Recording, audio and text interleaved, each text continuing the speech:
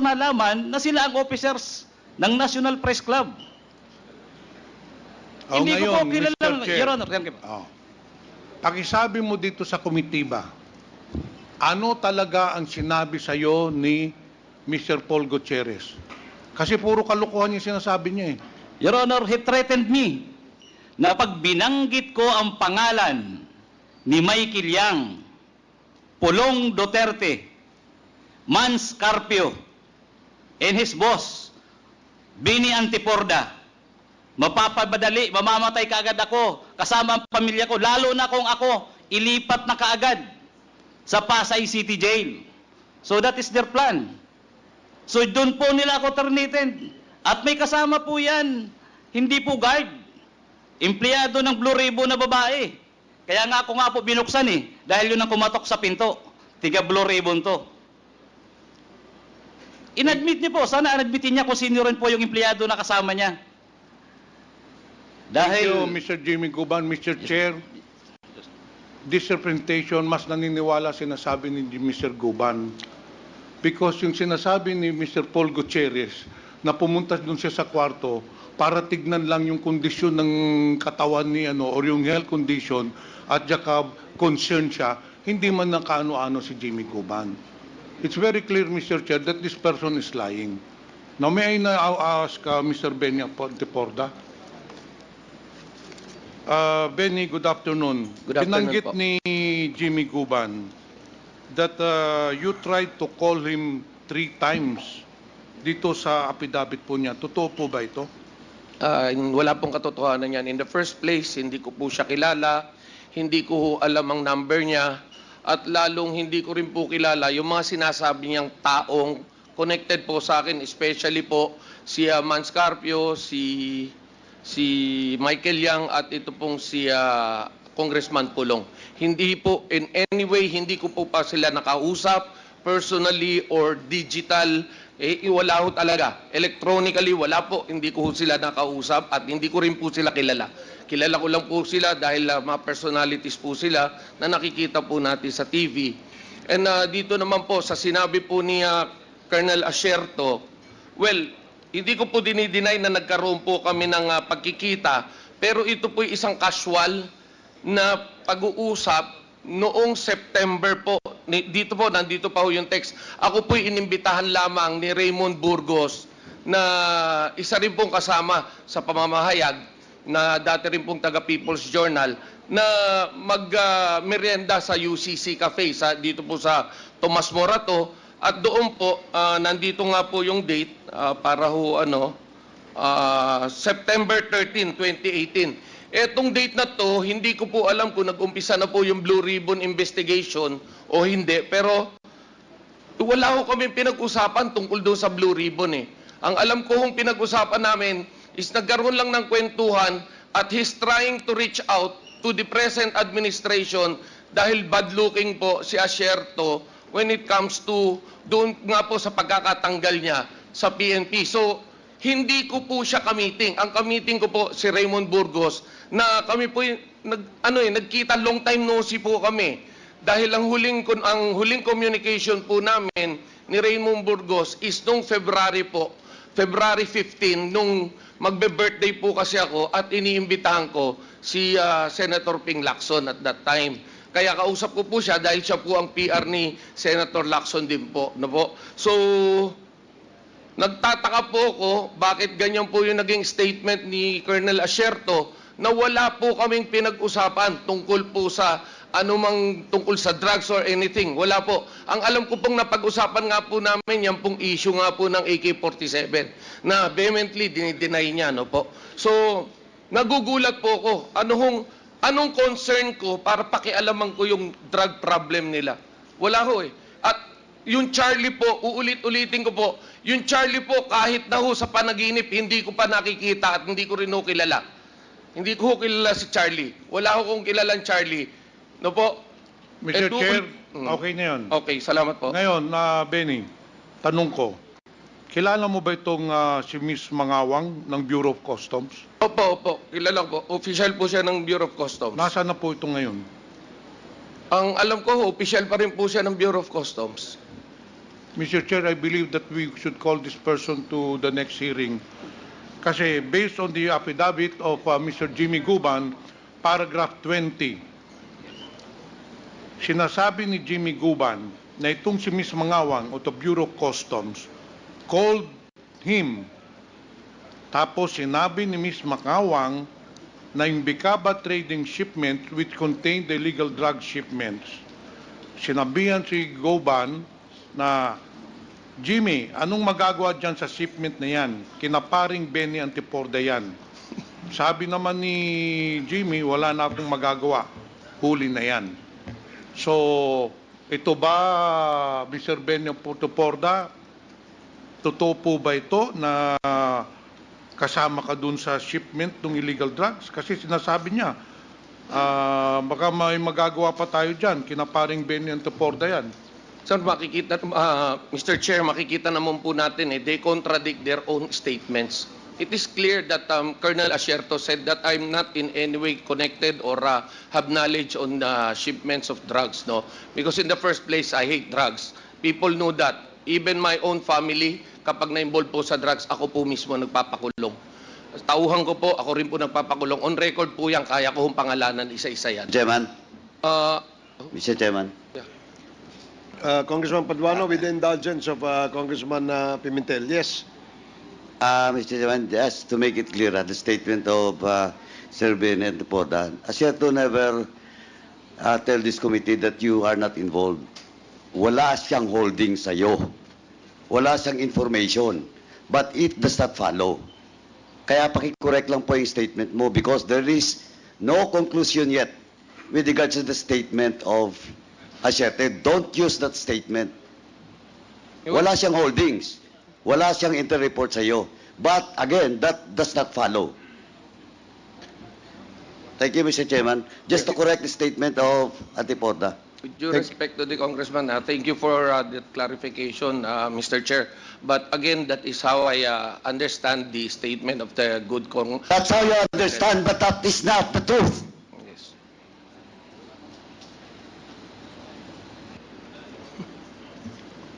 Kasi as if the statement of Asierto, parang wala kang kinalaman, but that is not conclusive.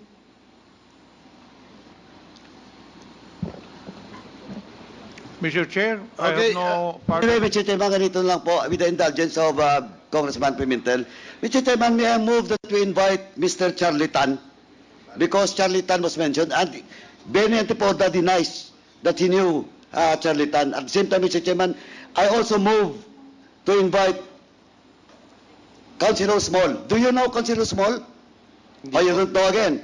Oh, Mr. Chairman, we invite Councilor Small Abiviar and Charlie Tan at the next hearing para magkaalaman-laman. Opo.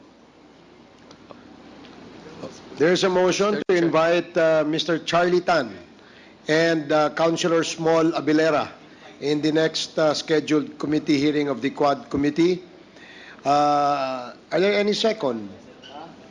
Duly seconded. Are there any objections? Hearing none, Mr. the Chairman, motion is approved. Mr. Chairman, Wait. Di tayo nagmamadali. We have all day. Yes. Okay? Isa-isa lang. Mr. Chair. Isa-isa lang. Yes. Okay.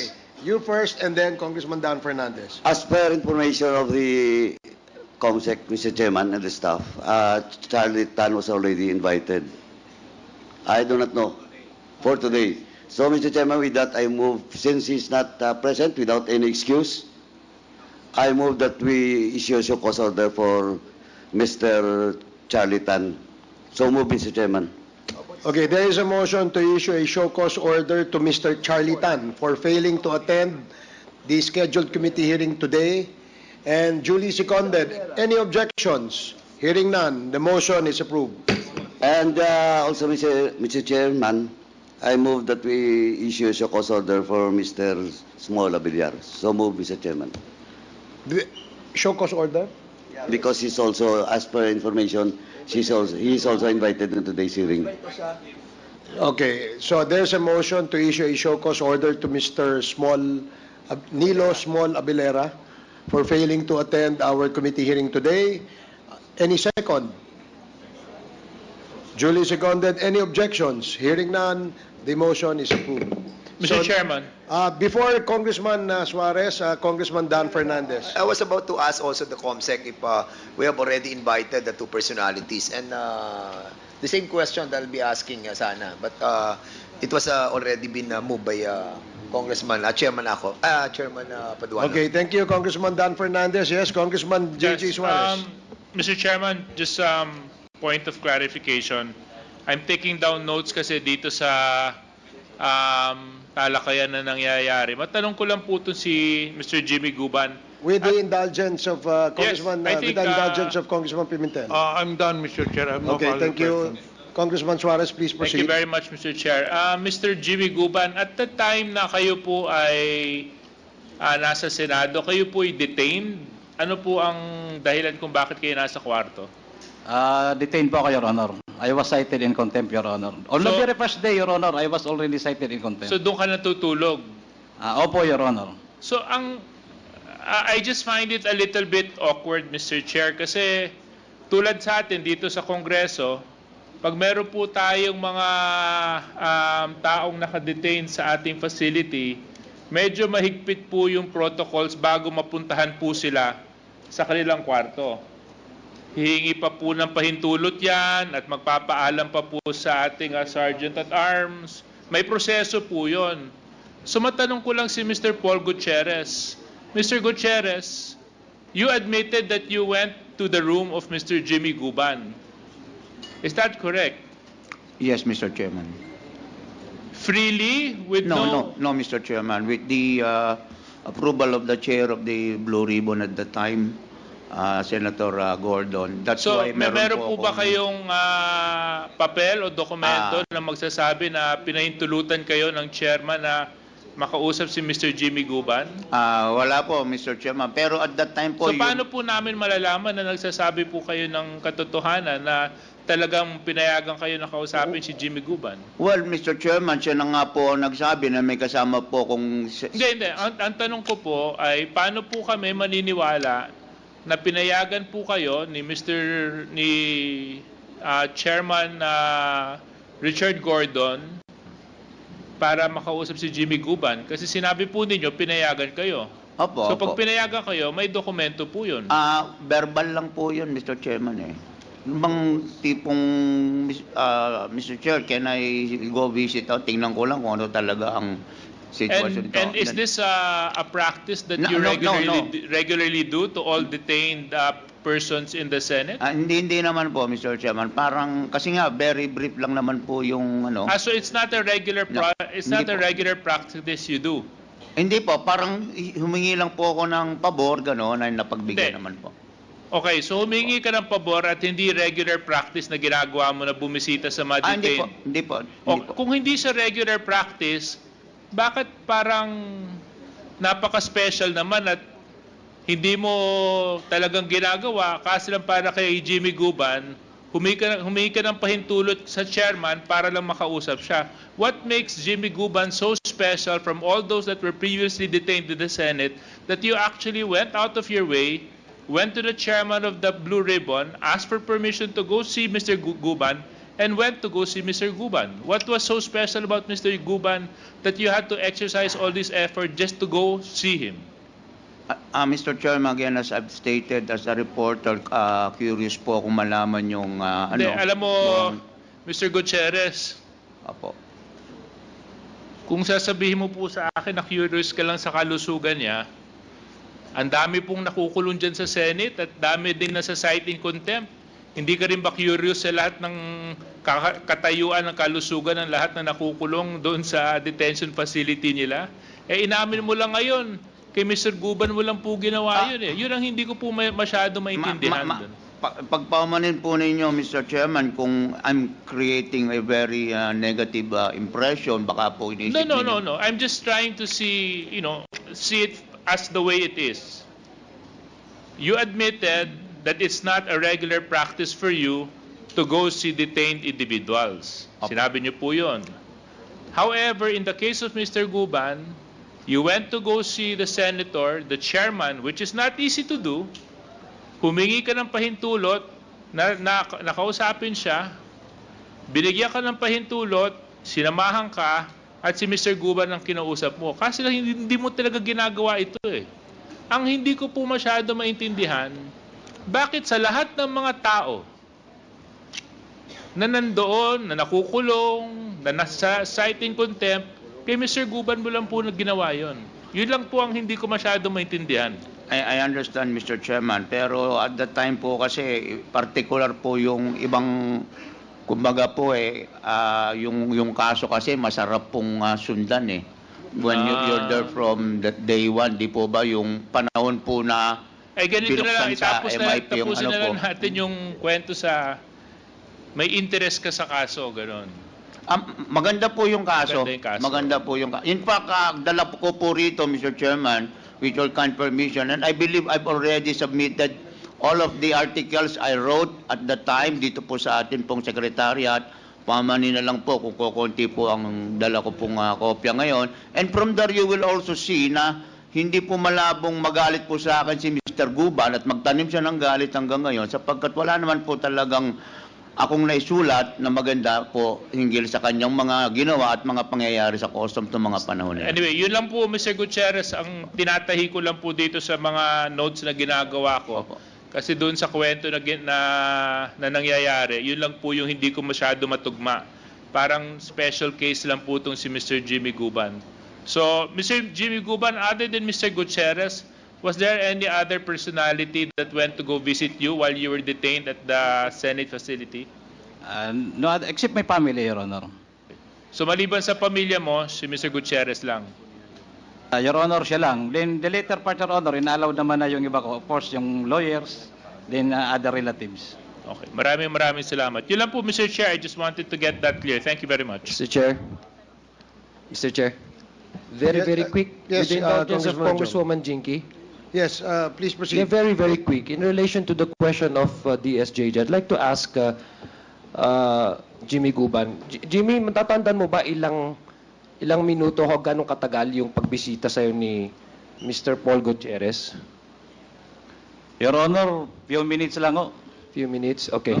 Mr. Paul, Mr. Chair, I'd like to ask Mr. Paul Gutierrez, following the logic and the line of questioning of DSJJ, sabi mo, you went beyond to source out your information because maganda para sa yung story niya.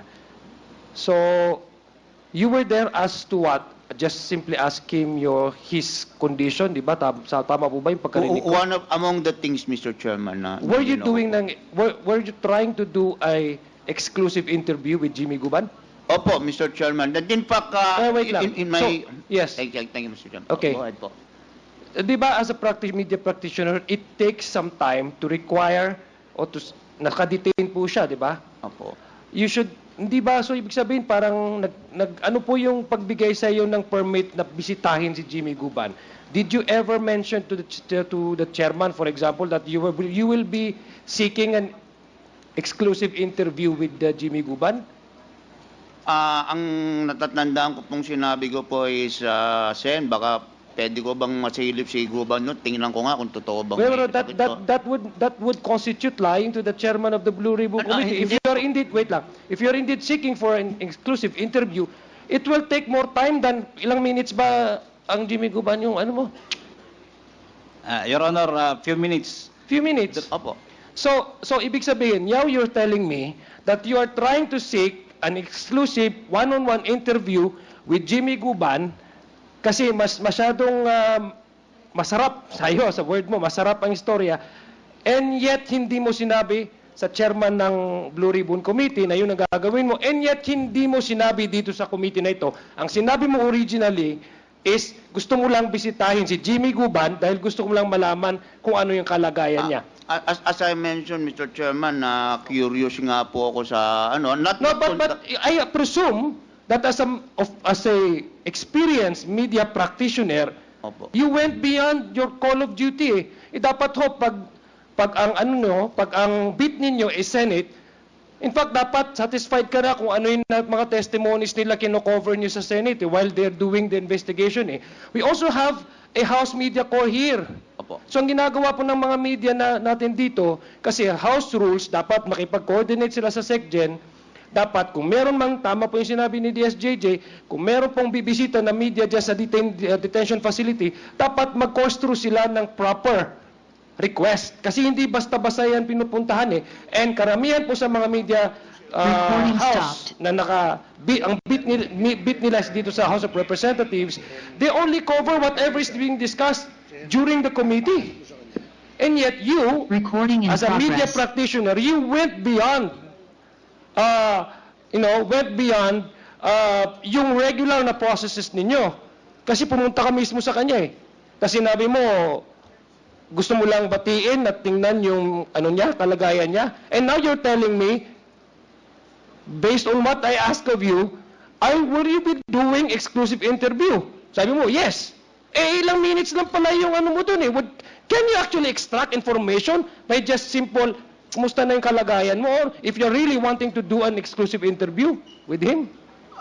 Mr. Chairman, among the critical question lang naman nga po na tinanong ko sa kanya, ano ang gagawin niya kung inilaglag siya, kung siya ang idiin, hindi share to. At sabi nga po niya sa akin, hindi po pwede, mas marami akong alam sa kanila.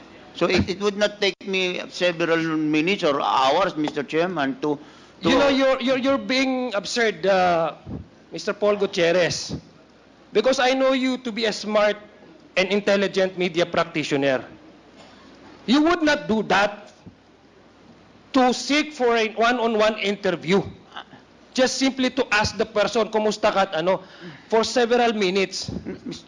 Alam mo, marami po kami dito na i-interview ng matagal. Lalo na pag one-on-one. Hindi po ilang minuto lang po yan. And if you're really interested in knowing his condition, you should have asked the Senate physician. Why go to his room? Why? Can you kindly... Yeah, please. Why? Tell me, because hindi namin mapagtagpay-tagpay yung rason mo. Because I believe that you are really a professional media practitioner. And I do believe that you are. That's why it's for your reputation to do that. It's impossible for me. Alam niyo po yung standard, ethical standard ng journalism, hindi ho ba? Membro ho ba kayo ng KBP? Opo. Di ba? You cannot just simply go to a detained person without asking the necessary request from, for example, if detained yan. Di ho ba? Tama po, Mr. Chairman. So I mean, at least at the very least, you have violated several ethical standards as being a journalist. Why gone through that, why do you have to do that just so that you can ask Mr. Guban, how is he? Is it correct na may tension niya is pa fluctuating? And now you're telling me, dahil tinanong kita, na actually gusto mo is exclusive interview kasi masarap sa iyong balita. And yet, ilang minuto ka lang nagstay doon. Yes, you should have used that access na binigay sa iyo, if it's true na binigay sa iyo ni Senator Gordon, na umupo doon ng 2 oras kung exclusive yung interview mo doon. Gusto mo? No, not necessarily, Mr. Chairman. I believe in the context na iniisip po ninyo na exclusive interview na I dapat ask you that, we can go back to the records. We can go back to the records. I ask you that kasi masarap, sabi mo, yung interested ka doon sa istorya. Opo. So I presume, since you are a very good media practitioner, I ask you, were you seeking to have an exclusive interview with Mr. Guban? You said yes. We can go back to the records. Yes, Mr. Chairman. I mean, in that sense, Mr. Chairman, yung sinasabi ko pong makakuha ng exclusive interview sa kanya, is yung makakuha lang po ba ng kahit po isa kapirasong lang, at pwede na po sa akin yun. So assuming without conceding that you really did want to hold an exclusive interview, how is your questions to Mr. Guban, kung kumusta na siya, help you, your article, to print out a magandang balita? Well, how is kumusta ka na? Tama, hindi pala, wait lang, let me ask you this. Yung sinabi mo, gusto mong malaman is kung yung condition niya, no? Okay, na binigay niya sa'yo kung totoo. Assuming na yun ang talagang tinanong niya sa'yo. Tell me, and please convince me, Mr. Paul Gutierrez, Mr. Chairman, how is getting that answer from Mr. Guban about his condition make your story worth reading? Well, Mr. Chairman, again, with your kind indulgence, Mr. Chairman, nandito naman po lahat ng mga artikulong nagawa ko. No, you answer my question first before I will My read answer to your article. question, Mr. How Chairman, is knowing his condition make your story worth reading to the public? Because, Mr. Chairman, after seeing his demeanor at the time, I'm convinced na hindi po totoong masama ang kanyang kalusugan. And that's that is the only why- story that you want to print And that's out? why, Mr. Chairman, lahat po ng mga sinulat ko, narito po lahat yan, I believe this will be the basis kung bakit po nagalit siya sa akin. Ilang minutes po? Dahil nga po, nilagay ko po dito, ako rin po una nagsabi na ilalaglag po niya si Colonel Asierto. Ako rin po ang... Yeah, Mr. Chair. Thank you, Mr. Chair, for that. I just want to press on that issue because I want to go with, I want to at least, try to understand the circumstance between the meeting of these two. As an average-minded person, I want to know exactly what happened. Yung oras na nag-usap sila, ilang minuto, and his access to the detention. His very access to the detention facility of Mr. Guban to visit him is his being a media practitioner. So gusto ko lang pagtagpi-tagpi. Now, I'm not convinced